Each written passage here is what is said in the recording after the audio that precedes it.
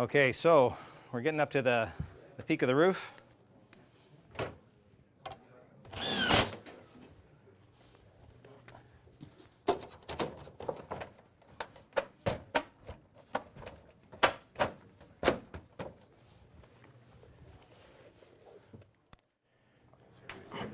So next what we're going to do is we're going to touch on the venting of the roofing product. So with this being the way it is, you're going to see that there's a tape on there. It's just a generic metal building tape that we're putting up on top to seal the venting profile or the venting product up on the top of the ridge.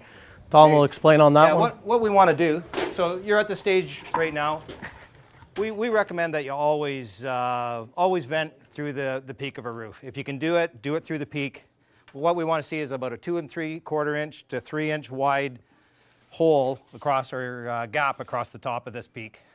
And this is where your hot air wants to collect anyway, is right up near the top. Hot air wants to sit there, so we let it out. So all our steel roofing products, pretty much get vented through the peak. So in this one here, I'm putting some butyl caulking tape. I'll release it. I'm not going to do it. It's really sticky stuff, so I'm going to just leave that on there like that. And this is just a plastic ridge vent. It's about, I want to say 3/4 of an inch wide, and that's going to give us the required amount of venting across the peak of that. What I'm going to do is I'm going to fire just a couple screws in there just to hold it in place.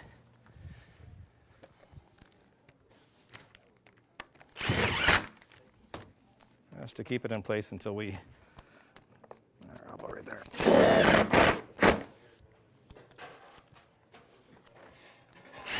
The next part of the system is a galvanized base cap. And the reason I use this, if you're going along because the shingles are they're 12-inch shingles.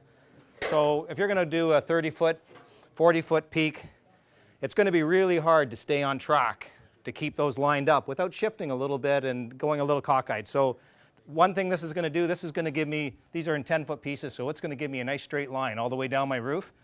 And secondly, if there's any kind of water or anything that wants to drip between these two caps, it's going to hit this, go out on my roof system, so I'm protecting it that way as well. And I use just a little bit longer screws to put this on. So, oh, where's my tool? So the process with this type of look is it gives it an actual shingled look, right? And that's what we want to get away from, is the conventional steel look where it's just one streamline right across the ridge. This will actually give it a look like an actual shingled roof. So yeah, you've got the comfort of steel and it's the look of steel, but yet it still gives it that homey look with the components and the ridge caps and all that of a regular shingle. What I'm going to want to do with this cap here as well is I want to order it the right pitch. Like I didn't order it the right pitch here, I guess, but we custom make all our flashings, and so we can make that. If you want that at 512, 612, 1012, we're going to make it right to fit your roof. So you're going to order that just to fit. These ones here come standard, whatever, like for a 412 pitch, but all you have to do is just do one of these to change the pitch. Just flatten it, put it out, so you're good. So, well, one more step here. What we didn't add is our, so what we want to do is we want to finish that gable end.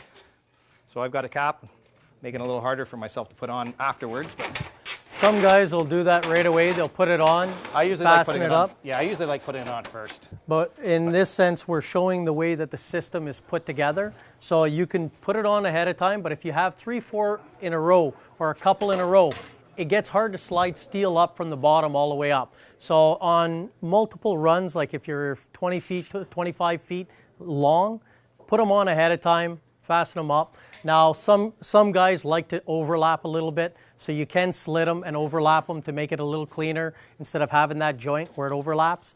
So you can do that. This is the only spot on the roof system that you're going to see any screws. And you really don't see them. That's why I use just a little fine one, 7/16.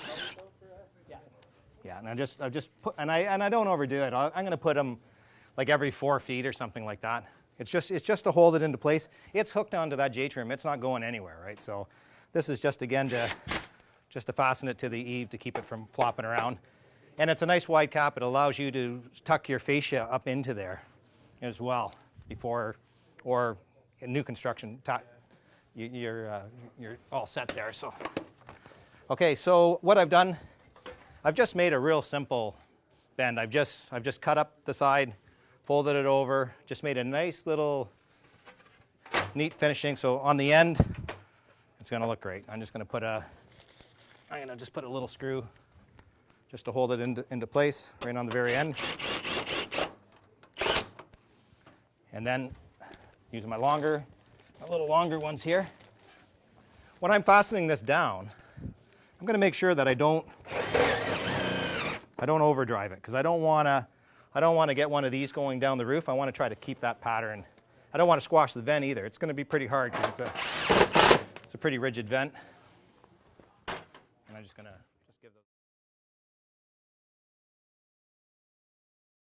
match the pitch there. So as you can see, that under ridge that we have is keeping it fairly straight, gives it a little extra strength, you know, for any type of weight on top.